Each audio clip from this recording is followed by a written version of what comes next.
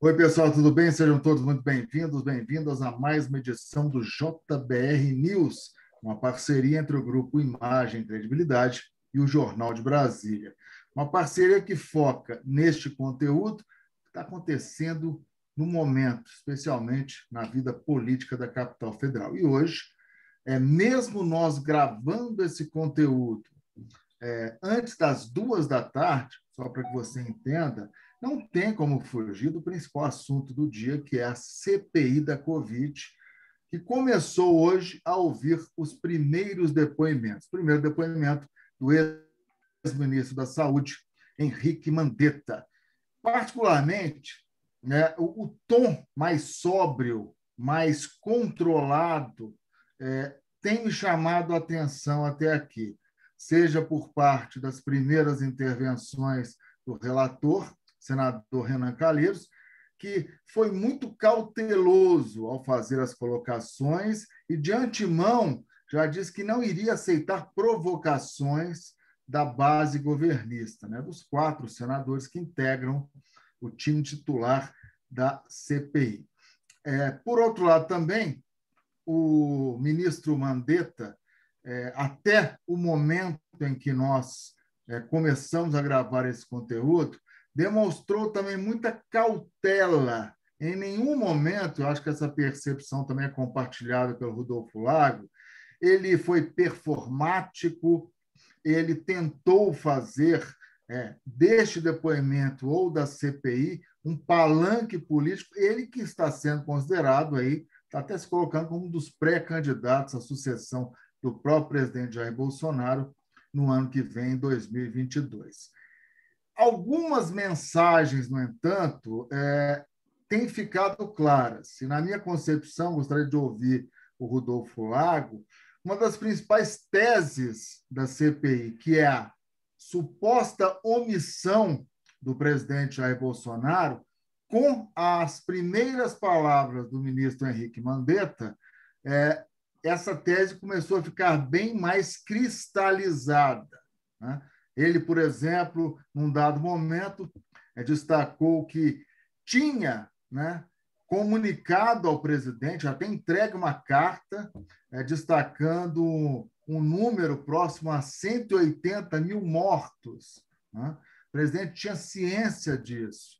Mas, em vários momentos, segundo Mandetta, nessas reuniões, Bolsonaro expunha a predileção e a confiança em remédios que não têm a eficácia comprovada, como é o caso da cloroquina. Talvez um dos pontos que mais nos chamou a atenção, né, Rodolfo, foi quando o Mandetta disse que em uma das reuniões ele viu a mesa com o brasão da presidência da República, um papel em branco que seria para a redação de um decreto para mudar a bula da cloroquina, ou melhor, inserir nesta bula o combate à Covid.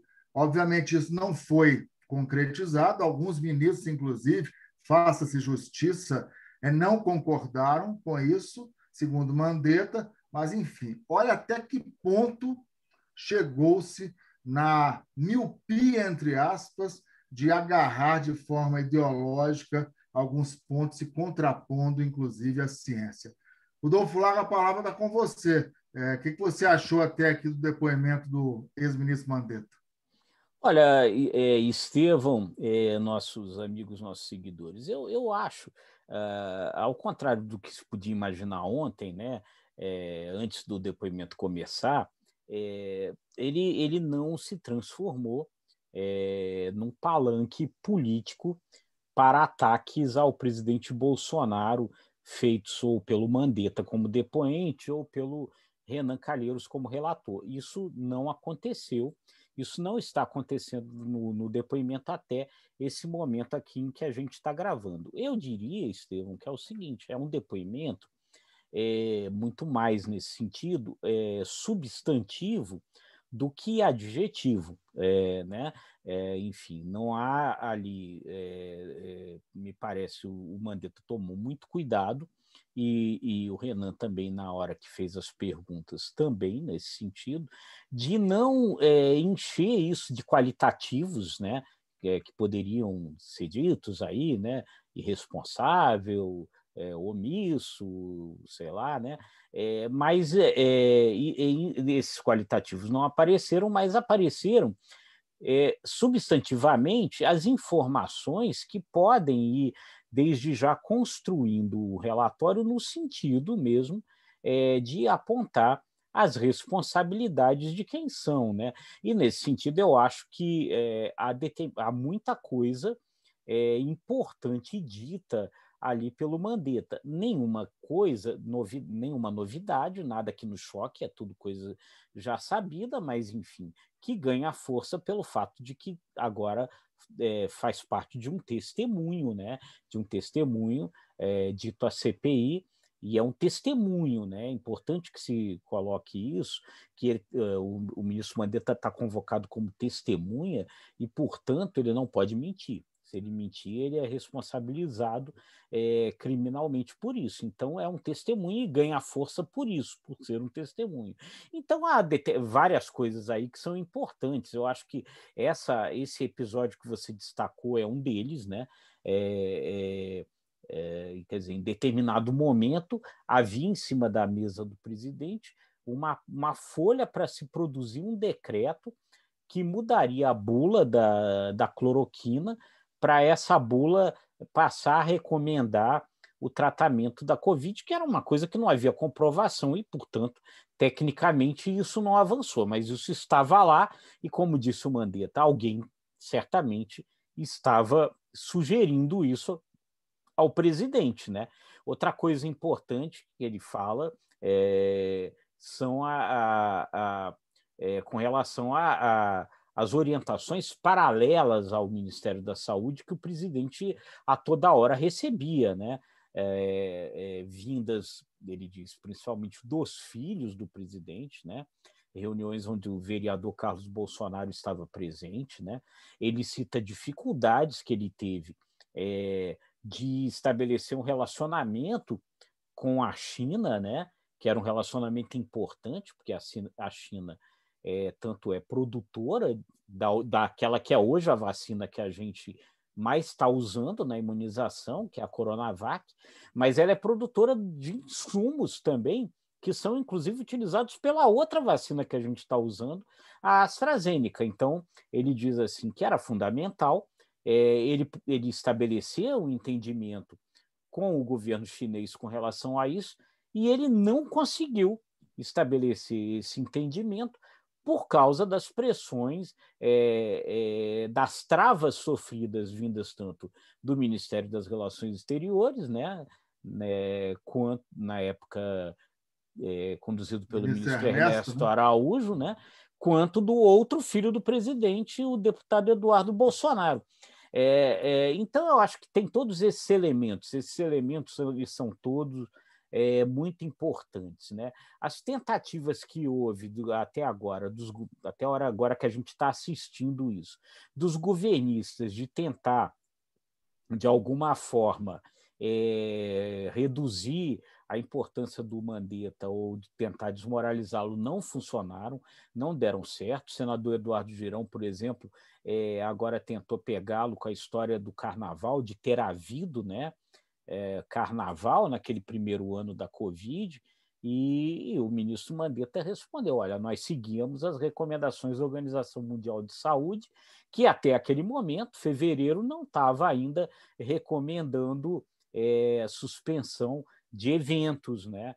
Outros eventos internacionais aconteceram, até os voos da China tendo origem à China ou destino à China não tinham até aquela altura sido suspensos, então ele justifica por essa razão por que é que houve aquele carnaval. Então, até o momento, o Mandetta está conseguindo se sair bem dessas tentativas de armadilha e, substantivamente, colocando ali pontos que vão provavelmente ajudar na construção do relatório no sentido de apontar a responsabilização do presidente para os problemas que aconteceram. Né?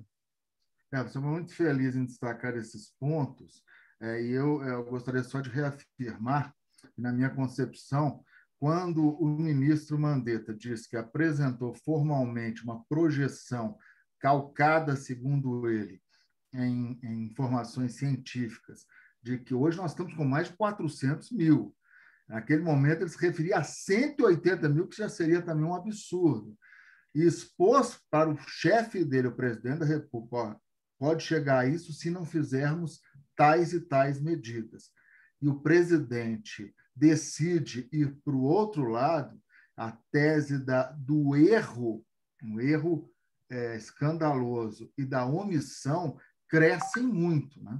A partir desse momento. No mínimo, uma omissão que é condenável e está resultando, infelizmente, aí, nesse saldo elevadíssimo de vidas perdidas por parte de nós brasileiros. Eu acho que fica difícil, né, Estevão, você falar da possibilidade de ter havido, então, né, diante disso, alguma ignorância aí, ignorância no sentido do termo mesmo, né, de algo que não tinha sido alertado, né? Foi alertado, né? Foi alertado. Foi uma então escolha, uma opção, né? Exatamente. Ele decidiu não confiar naquele momento no ministro da Saúde dele para ouvir médicos, filhos, enfim, outras pessoas que abraçavam a ideia do tratamento precoce baseado em cloroquina, azitromicina e outros medicamentos, né? Então, foi uma escolha. Esse ponto é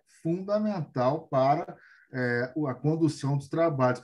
Rodolfo, rapidamente, a CPI, nós, né, fomos surpreendidos por uma informação que até pouco tempo atrás ainda não tinha sido oficial por parte do ex-ministro Pazuello, de que por ter tido contato com 2 subordinados militares dele que estavam com Covid, ele iria ficar de quarentena. Ele que já pegou Covid, ele ia ficar de quarentena, passeava no shopping pouco tempo atrás, poucos dias atrás, sem máscara, e se irritou muito, né?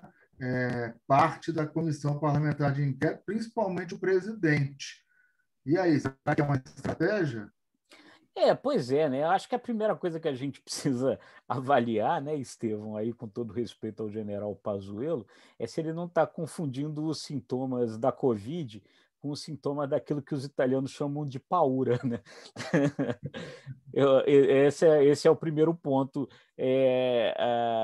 a ser levantado. Eu não sei, quer dizer, se isso é uma estratégia para o adiamento do depoimento dele, eu não sei, sinceramente, se isso é bom a essa altura para o governo, né? Porque, na verdade, isso só reforça, né, comportamentos no sentido oposto aos comportamentos que o presidente diversas vezes mencionou, né? E o próprio ministro Pazuello, como você bem lembra, há muito poucos dias, porque foi no fim de semana, sem máscara, né, num shopping em Manaus. A primeira coisa aí que vai ficar chata, né, se o ministro tiver contraído a Covid, né, a essa altura, que cai por terra um dos argumentos que o presidente tem usado muito para não se vacinar, né? O presidente tem dito reiteradamente que ele não vai se vacinar, ele será o último a se vacinar, porque ele já pegou a Covid e, portanto, ele está imunizado. Então, cai esse primeiro. Se o ministro tivesse contaminado de novo, o general tivesse contaminado de novo, ele será a prova viva de que a recontaminação é possível, né? E que, portanto, todo mundo tem que tomar vacina, né? Então, já cai esse argumento importante aí que tem sido usado pelo presidente. Fica ruim para o presidente. Outra coisa é esse cuidado agora, né? Esse cuidado agora com isolamento a partir do momento em que supostamente, ou tem o risco de ter se contaminado, né? Do general, né? Porque quando ele teve Covid, ele recebeu a visita do presidente Bolsonaro, né? Naquela ocasião, ele não tomou esse cuidado de ficar isolado, de quarentena. É mais um problema, né? É curioso como agora, né, esses argumentos surgem, né, O senador Flávio Bolsonaro, filho do presidente, usou esse no primeiro dia, no primeiro dia de reunião da CPI, usou o mesmo argumento, né, para dizer que não poderia haver sessões presenciais porque elas eram perigosas para a contaminação. Agora o general toma esses cuidados, né? Então, acho que isso tudo é complicado. Quer dizer, o governo pode ganhar alguns dias, porque no final das contas esse depoimento vai acontecer uma hora ou outra, né? Mas, em contrapartida, esse silêncio do Pazuello nesse momento, ele também traz uma série de elementos que fragilizam os argumentos do governo. Se tiver sido recontaminado, se agora é importante fazer o isolamento que antes não se achava importante. Então, também fragiliza, né, Estevão, de qualquer jeito, essa argumentação, ou seja, continua tudo muito ruim para o governo, iniciada agora para valer a CPI da Covid, né? Vamos lá, então, rapidamente, Rodolfo, projeções, principalmente para amanhã. Olha, então, a expectativa ainda sobre se haverá ou não haverá o depoimento do Pazuello, né? E aí como ele irá repercutir.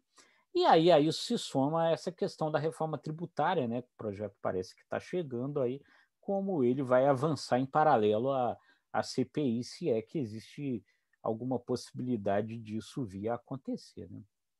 Eu vou na mesma linha. O Taish deve depor amanhã, nesta quarta-feira.